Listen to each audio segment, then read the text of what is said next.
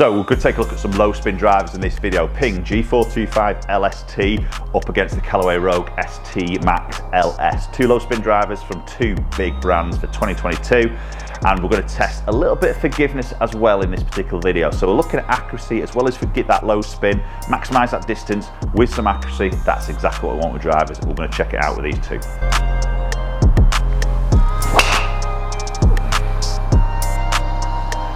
Okay, so we're kicking things off, as you can probably tell, the sound of that with the Ping G425 LST. So it is a very loud product, and that's a big thing that sort of jumps out with that. It sounds pretty loud.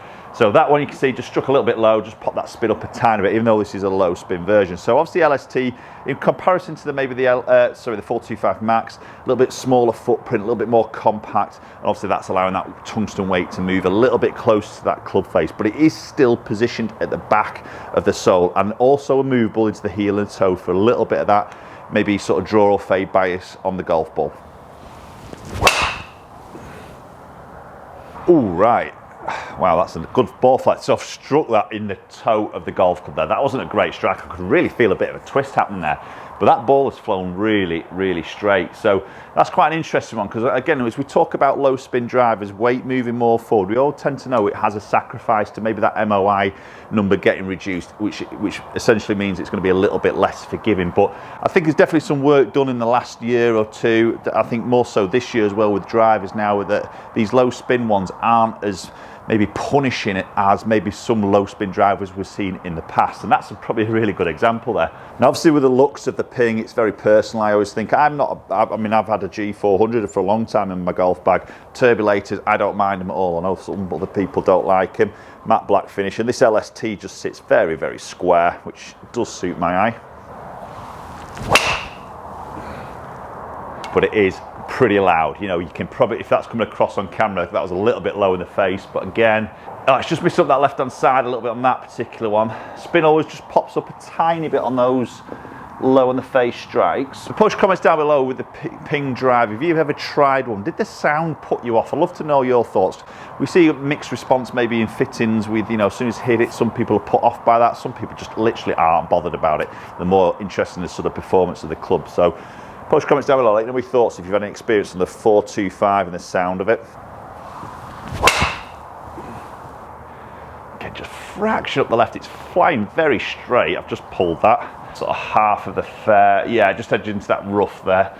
Just slightly. Quite a tight hole here I've put myself on, but some good distance there. Get that launch good. That's spin in a good area when that strikes right. So we're talking adjustability on the Ping, and also we've got this tungsten weight at the back which can move slightly into the toe, slightly into the heel, also in more that neutral position. I've got it set neutral, but maybe you could put it into there if you're trying to sort of increase a certain shot direction there, or maybe trying to marry up a certain miss strike that you have on the club face by moving that mass to align up with that strike pattern to help a little bit with less gearing, a little bit more ball speed, etc. Obviously we've got some neck sleeve settings here where we can move that around. We can make this flatter and it's lie, which is good for any golfer who maybe wants to take the left side for that right-handed golf, that left side of the golf course out. And also we can move it up and down in loft by up to 1.5 degrees. So quite a lot of range of movement and adjustability to sort of dial in if you require that. Oh, that's a bomber. It's just loud, but that is a bomber. You know, it feels pretty good off the club face. It's just the sound of it for me is just a little bit, that's a big carry there. It's got a good launch there with a good control of spin. That's where I'm going to maximise that carry. Quite a high ball flight there, but really sort of maximising carry number through that higher launch, and that's a little more controlled spin. So switching over now into the Callaway. So it's the new Rogue ST Max and it's LS, obviously stands for low spin. So again, out of their family, they do a Max head, which is non-LS. It's obviously a bigger footprint, more weight at the back. The LS just gets a little bit more compact, very similar to what we see with the Ping there. It's just going to allow that weight to move a little bit more forward. But what we also see is that tungsten cartridge, this gold coloured strip at the back, it's still got some weight in the back of the club. So again, it's getting that mixture of that low spin, but trying to pack it with some forgiveness in there as well. So it'll be interesting to sort of see. So Callaway down by the golf ball. It's obviously a different look now. Great shape in the head. We've got more of a satin finish, which we do see on the Ping, but obviously no turbulators, no bumps on there. We've just got that sort of graphics of the carbon just showing through on the back section of that crown. A little bit of that gold painting around the back edge, which looks quite nice, to be honest. And just the Callaway V logo is a bit of an alignment, and it again sits very nice and square behind that golf ball. And again, that's a toey one. That wasn't a great strike to start off with. There's that strike. I could feel that missed strike, got some feedback. Not bad club head speed there, to be honest. The spin's low, that toe strike. Just flying over that bunker up the right hand side, but a decent carry there from that miss hit. And not a huge amount of curvature on the golf ball. Again, as low spin drivers in the past, you throw that weight forward, and one that stands out to me was probably the TaylorMade, the SLDR, you know, really forward CG placement. And I tell you what, when you got it, it was great. When you missed it, the gear effect on that ball was just unbelievable. So I think obviously things have moved on a lot from that era. And we're trying to mix, you know, these manufacturers are mixing this sort of low spin, moving this material around, but keeping that as much forgiveness as they can, which I think is always a great combo. Okay, that's not a bad strike. Hugging that left-hand side. Good strike in the middle. Decent bit of ball speed. Yeah, just similar to that ping there, just missing that just off the fairway a little bit. Again, good low spin number we're seeing, but some good distance as well. So I think for me, straight away there, and I've probably said this in the past, with the sound of the Callaway, I absolutely love the sound of it. The sound's it's not too loud, but it's not too dull. It's just, I think they've just absolutely got it on the money here, and such a different sound compared to the ping. You know, I think there's carbon on the bottom, carbon on the top.